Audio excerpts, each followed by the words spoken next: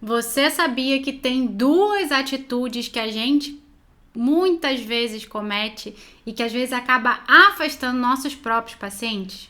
Pois é, algumas a gente nem se dá conta, algumas a gente não faz por mal, às vezes a gente faz com a melhor das intenções, mas que muitas vezes podem acabar afastando os pacientes. Eu sou Luciana Ramos, seja muito bem-vindo a mais um vídeo aqui no canal do YouTube. Se você não está inscrito no canal, clica aqui embaixo para você se inscrever. Toda semana tem vídeo novo e quando tem vídeo novo você é avisado, e também deixa seu like, que é uma forma de ajudar a continuar com esse projeto de ter vídeo toda semana aqui para você no YouTube. Então vamos lá. Existem basicamente duas atitudes que a gente nem percebe que pode afastar os pacientes. Eu vou te mostrar agora, tá? Atitude número 1. Muitas vezes quando a gente está atendendo os pacientes, né? E às vezes aquele paciente some, ou ele fala assim, vou dar um tempo, tudo mais. Às vezes a gente deixa pra lá, né? A gente tem uma primeira atitude que é não ter nenhum tipo de contato com o paciente, tá? E aí o paciente saiu, o paciente sumiu, ou ele não tá mais fazendo o tratamento, e às vezes a gente não liga, a gente nem sim, tipo, tá tudo bem, né? Oi, sumida, tá tudo bem? Tipo, a gente não entra em contato com esse paciente quando ele abandona. E aí, é muito importante a gente entrar em contato com esse paciente pra gente saber o motivo. Se ele tá precisando de ajuda, se ele tá com alguma dúvida, se aconteceu algum problema, se tá tudo bem, né? Então, o paciente, ele some, muitas vezes, a gente não pode deixar pra lá, sabe? A gente tem que ter algum tipo de contato. A gente não pode deixar, sumiu e nunca mais viu e a gente deixou pra lá. Liga pro seu paciente que abandonou ou interrompeu o tratamento. Então, se você tem pacientes que interromperam o tratamento por algum motivo, independente do motivo, tá? Liga pra eles, mas liga, tá? Liga mesmo, telefone, sabe? O telefone ainda serve pra ligar, tá? A gente liga e pergunta se tá tudo bem, né? Se oferece algum tipo de ajuda, pergunta como eles estão, se eles estão precisando de alguma coisa. Tenta sempre fazer um link com o problema, a patologia que você estava atendendo, o caso clínico dele, mostra-se solícito em ajudar esse paciente, liga para saber o que aconteceu. Por quê? Uma atitude que afasta o paciente é o paciente sair e a gente não ter nenhum tipo de contato. E entenda aqui que quem não é visto não é lembrado, tá? Então, se o paciente saiu, a gente tem que saber por quê, até pra gente muitas vezes, né? Será que a gente cometeu alguma coisa que esse paciente não gostou? A gente poderia ter feito algo diferente, a gente não pode melhorar o nosso serviço, a nossa experiência de atendimento, enfim, é muito importante a gente saber esse tipo de coisa. Então, liga para esse paciente, vê se ele tá precisando de ajuda, vê se aconteceu alguma coisa com ele,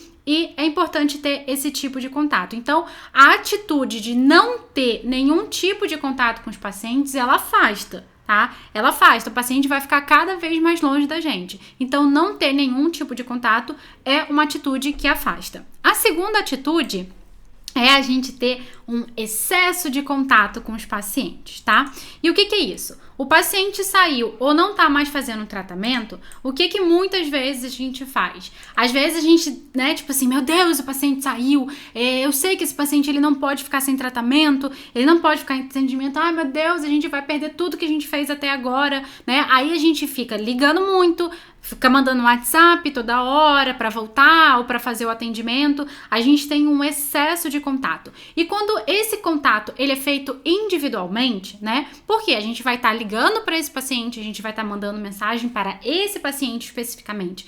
Quando esse contato ele é individualizado, direto e específico, então eu estou entrando em contato com esse paciente, né? Cada paciente, é ruim a gente ter um excesso de contato, tá?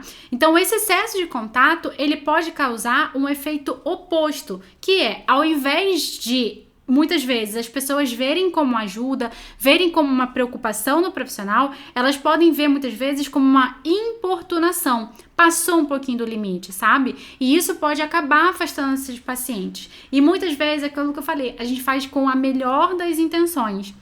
Mas às vezes a pessoa ela tá passando por algum problema, alguma coisa, que às vezes ela vai precisar, tipo, de um tempo, sabe? Então, às vezes a gente não tem que ficar ligando muito, mandando muita mensagem, porque pode soar um pouco como over, é um excesso, tá? Então, se há muito contato, se você tá fazendo muito contato, faz o seguinte, tá? espaça mais os contatos. Então, por exemplo, né, se você faz ou você pede para sua secretária entrar em contato, sei lá, uma vez por semana, né?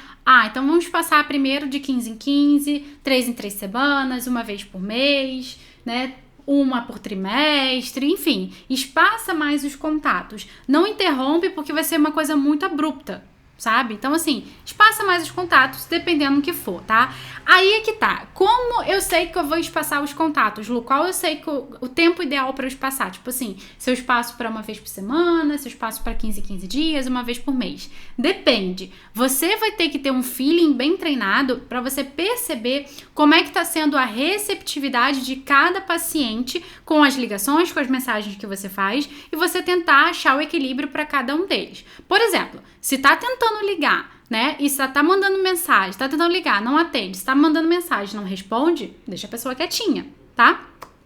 Se a pessoa, ela tá um pouco mais distante, né? O que você pode fazer? Você entende que muitas vezes ela quer ter um contato, você vai perceber isso e aí você vai alternar o tipo de contato, tá? Então, assim, pode alternar a forma de contato, pode ser mesclar ligação com mensagem no WhatsApp, porque mensagem no WhatsApp às vezes é mais tranquilo para a pessoa, ela responde quando puder, e aí você monitora também, vê o tempo de resposta, vê se ela vai responder. Isso é uma coisa que a gente tem que perceber como vai ser a resposta e a receptividade de cada paciente e variar também a abordagem. O que é variar? Dependendo da resposta e da forma como a abordagem, a resposta da pessoa foi feita pelo paciente, é preciso também a gente alterar a abordagem e também a comunicação. Vai ver se o paciente ele tá numa abordagem, uma resposta, um pouco mais agressiva, um pouco mais exaltada, um pouco mais, tipo assim, mais distante, tipo assim, um pouco mais seca, monossilábica. Então, a gente tem que treinar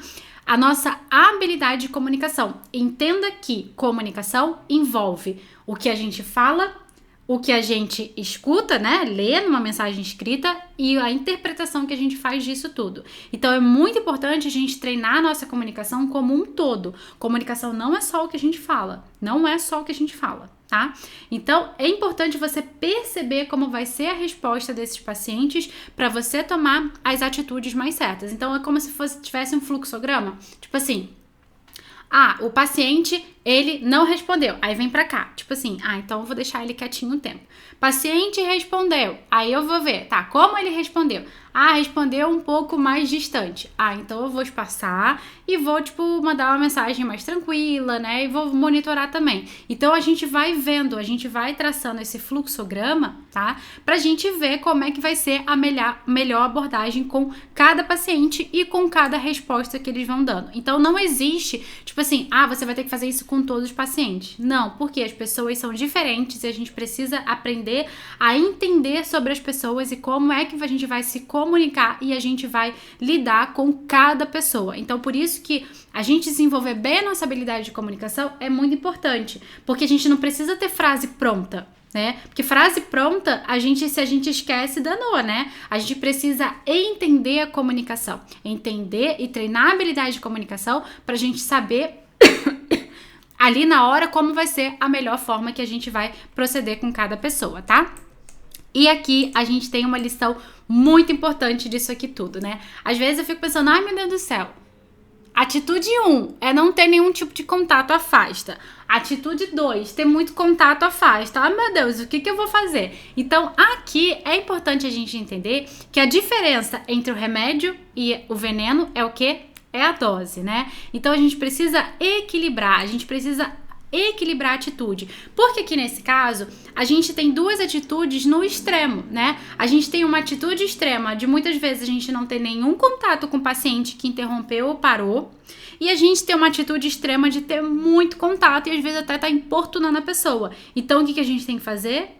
A gente tem que equilibrar. A gente tem que achar um equilíbrio que vai fazer com que muitas vezes a gente consiga fazer com que esse paciente volte para terminar esse tratamento que a gente sabe que é importante para ele. A gente, né, não deixar com que esse paciente saia com uma má impressão da gente, que a gente abandonou ele, que a gente não liga para ele. Enfim, é preciso a gente equilibrar. Equilíbrio é muito importante. Então, a atitude de não ter nenhum tipo de contato é uma atitude extrema e a atitude de ter um contato excessivo também é uma atitude extrema.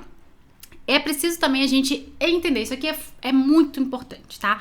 entender cada perfil de pessoa, as suas necessidades, principalmente as necessidades que ela pode estar apresentando no momento especificamente, a melhor forma de se comunicar com cada tipo de pessoa é fundamental para a gente não afastar pacientes, tá? Então aqui é um super mega conselho que eu dou para vocês.